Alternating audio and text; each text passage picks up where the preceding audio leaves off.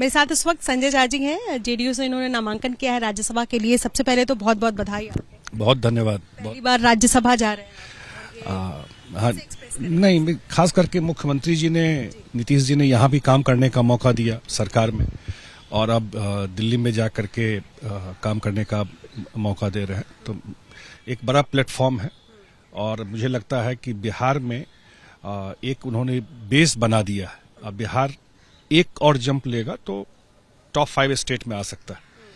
तो वो जो बेस है, तो इस इशू को जरूर हम लोग उस प्लेटफॉर्म पे रखेंगे। कहा जाता है नीतीश जी को जो सबसे ज्यादा भरोसेमंद लोग हैं उनमें से एक आप है, और ये भरोसा इसलिए क्योंकि नीतीश जी कई बार भरोसे के मामले में मात खा चुके हैं। दिल्ली भेजते हैं और फिर कुछ और हो जाता है कहानी।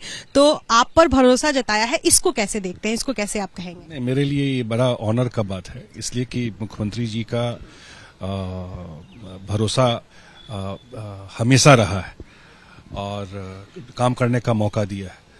और एक बात मैं बता देता हूं, ये पार्टी कोई परिवार की पार्टी नहीं है। इसका ट्रैक रिकॉर्ड आप देख लीजिए। प्रॉब्ली अकेली रीजनल पार्टी है जिसमें परिवार का, नीतीश जी के परिवार का कोई नहीं है। जो भी काम करता है उसको नीतीश जी मौका देते हैं पार्टी में। ये सबसे बड़ी बात है। हाँ, और जो आप ट्रैक रिकॉर्ड देखिएगा, जिस तरह के लोग जाते हैं राज्यसभा में, तो उसमें जो पुराना भी ट्रैक रिकॉर्ड देखिएगा जदयू का, तो उसमें जो लोग पार्टी में काम करते रहे या उनका अपना क्षेत्र में काम रहा, नीतीश जी ने हमेशा ऐसे लोगों को मौका दिया।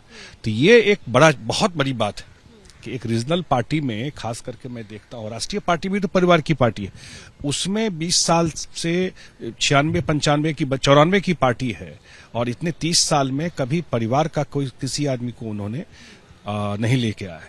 कुछ लोग आए, उनको धोखा दे के गए, ये बात सही है, लेकिन उन्होंने मौका हर एक आदमी को काम करने के दिया। तो जी इसके साथ एक आरोप भी लगता रहा है कि नीतीश जी पहले इंडिया के साथ थे, अब वो वापस एनडीए में आ गए हैं, और ये जो पूरी जो प्रक्रिया है, इसमें जो उनके ही आसपास के लोग थे वो कहीं ना कहीं उनको तोड़ा और फिर उनको लेकर आए। ये भी एक आरोप लगता रहा है। नहीं, ये मुख्यमंत्री जी डिसीजन खुद लेते हैं, आसपास के लोग से ही नहीं फीडबैक लेंगे।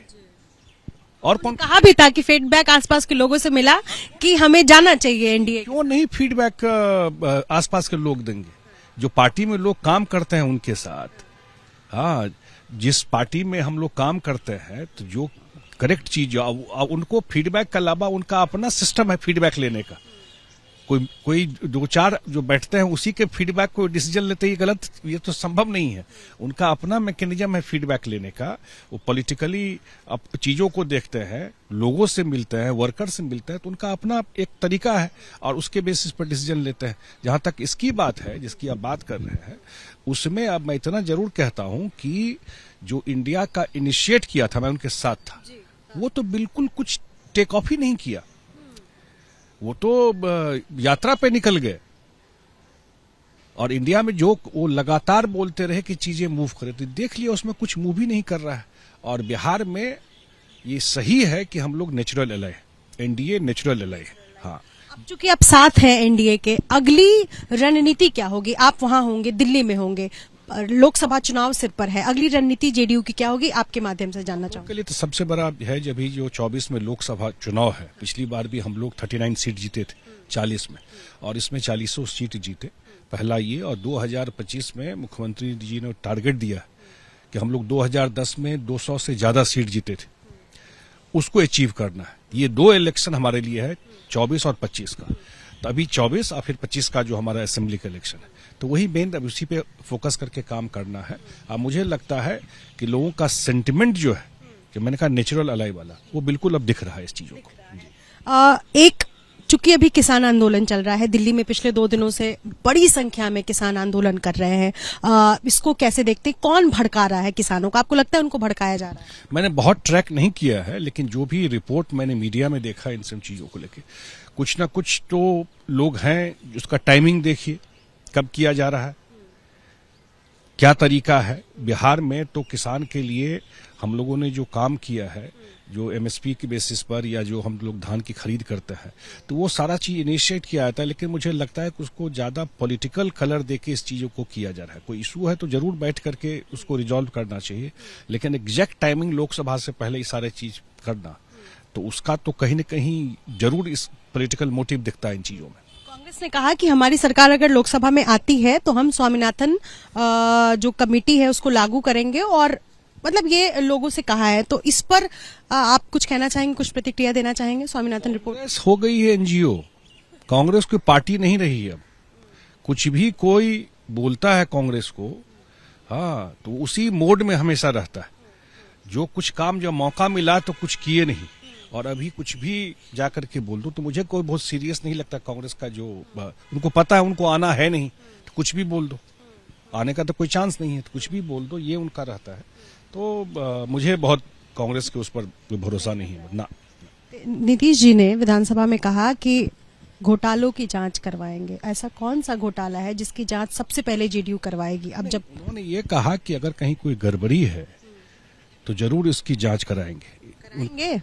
बिल्कुल, जो उन्होंने कहा है हाउस में, उनका एक ट्रैक रिकॉर्ड रहा 18-19 साल बिहार के चलाने का, और आप भी जानती हैं कि उनके 18-19 साल में कोई घोटाले की बात नहीं आई, क्योंकि वो लगातार इसको मॉनिटर करते रहे। तो अगर कहीं से कोई ऐसी बात आएगी तो निश्चित रूप से उसको वो देखेंगे।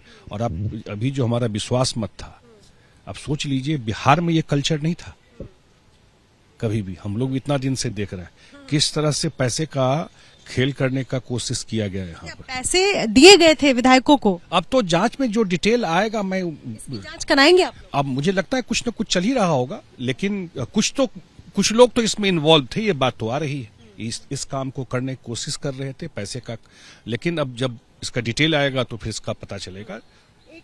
अब चूंकि चलते चलते ये सवाल है, बड़ी संख्या में लोग बैठे हुए हैं, लेकिन दिल्ली आप जा रहे हैं, बिहार में आपने लंबे वक्त तक मंत्री के तौर पर कार्यभार संभाला, और अब जो है वो दिल्ली की बारी है। धीरे धीरे क्या नीतीश जी को भी लेकर जाएंगे यहाँ? नहीं, नीतीश जी का तो अभी 2025 का चुनाव उनके नेतृत्व में लड़ना है। उसके बाद जैसा वो विचार होगा वो आगे देखा जाएगा। अभी जो उनको मैंडेट मिला हुआ है 2020 में, तो 2025 तक जो काम करना है, जो 7 निश्चय 2 में प्रॉमिस किए हैं, पहले उस काम को पूरा करना है। फिर जब समय आएगा उस पर बात विचार किया जाएगा। सीट शेयरिंग को लेकर अभी कुछ क्लियर? कोई प्रॉब्लम नहीं होगा। ये मंत्रालय बंटने की बात थी तो उसको लेके कंफ्यूजन। सीट शेयरिंग, मैंने कहा, नेचुरल अलय है, हम लोगों में कभी कोई विवाद वाली स्थिति इन सब चीजों पे नहीं रहेगी। बहुत शुक्रिया हमसे बातचीत करने के लिए, और फिर से बधाई। और ये संजय झा जो इस वक्त थोड़ी देर पहले इन्होंने नामांकन भरा है और अभी खुश है, जाहिर है दिल्ली जा रहे हैं। राज्यसभा में जेडीयू की तरफ से सांसद होंगे अगले राज्यसभा के, और नेशनल अलाई है एनडीए में नीतीश कुमार की, कुछ ऐसी ही बातें, और घोटालों की जांच होगी। और जाहिर सी बात है इंडिया गठबंधन पर कहीं न कहीं हमला करते हुए सहयोगी रवीश पांडे के साथ निधि श्री, एबीपी न्यूज पटना।